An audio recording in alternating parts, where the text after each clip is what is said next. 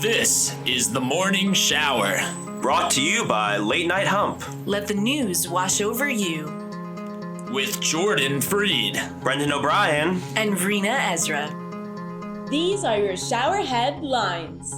There will be 6 more weeks of winter, Puxatawny Phil predicted, as he emerged from his burrow on a snowy Tuesday morning to perform his Groundhog Day duties. Man, millions of Americans are out of work, and we're paying this groundhog to look at snow once a year to tell us it's winter? A 10-year-old girl in Australia was hospitalized last night after sustaining 2 massive bites from a deadly snake while in bed.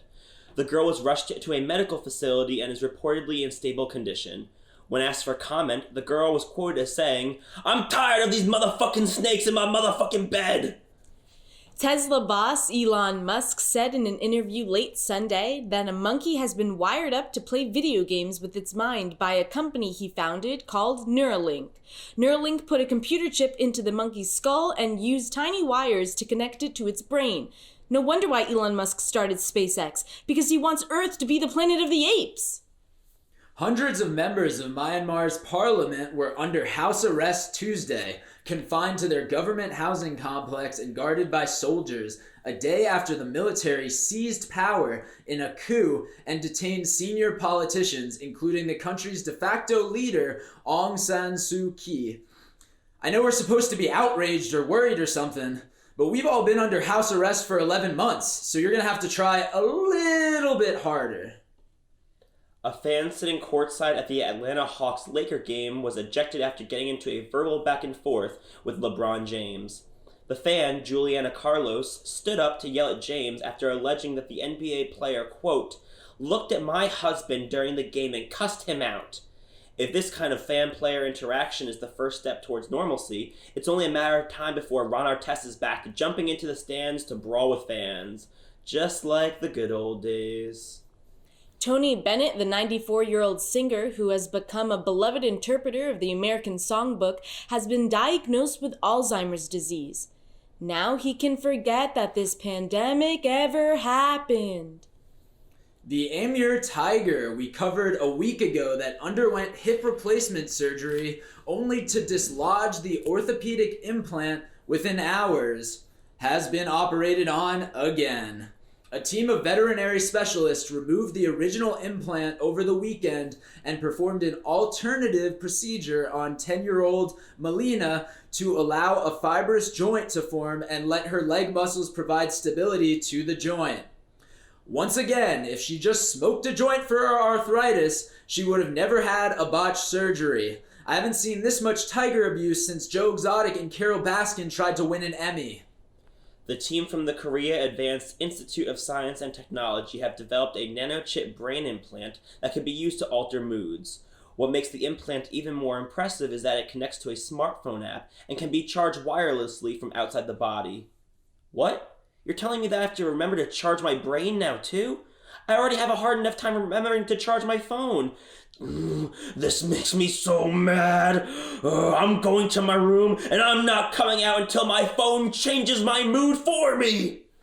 A California man canyoneering in Death Valley National Park died after he slipped on an unstable rock and fell nearly 100 feet. They don't call it Death Valley for nothing. For years, Cleveland Browns season ticket holder and devoted fan Jeff Panovich has let his hair grow as his team saw losing season after losing season.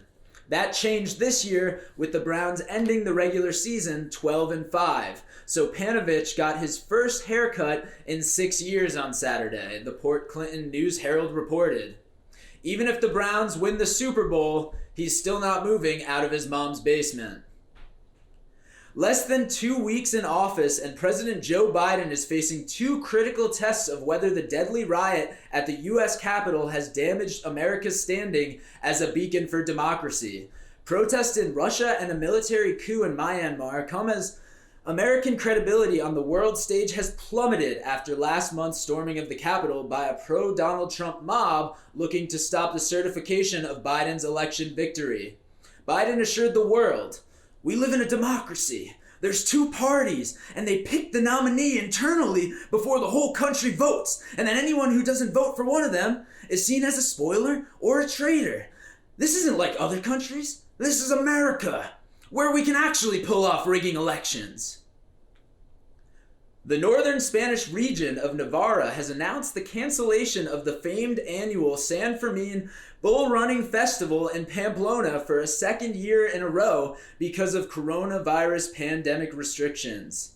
That's right, even the people who risk their lives getting trampled by bulls are careful enough to not gather in crowds during coronavirus. Chinese police have arrested more than 80 suspected members of a criminal group that was manufacturing and selling fake COVID-19 vaccines, including to other countries. What's the point? We always buy fake knockoff shit from China. That's what the internet is for. Jack Palladino, the flamboyant private investigator whose clients ranged from presidents and corporate whistleblowers to scandal-plagued celebrities, Hollywood moguls, and sometimes suspected drug traffickers, died Monday at age 76. Palladino suffered a devastating brain injury Thursday after a pair of would-be robbers tried to grab his camera outside his home in San Francisco's Haight-Ashbury district. He held onto the camera, but fell and struck his head. And the photos he took before his attackers fled were used by police to track down two suspects. They were charged with assault with a deadly weapon and other crimes. You heard that right. Palladino was such a good private investigator, he solved his own murder. Police in Oregon can no longer arrest someone for possession of small amounts of heroin, methamphetamine, LSD, oxycodone, and other drugs as a ballot measure that decriminalized them took effect on Monday. Instead, those found in possession would have to share. Thank you for showering with us. Lather, rinse, repeat every day before noon. Scrub-a-dub-dub at latenighthump.com.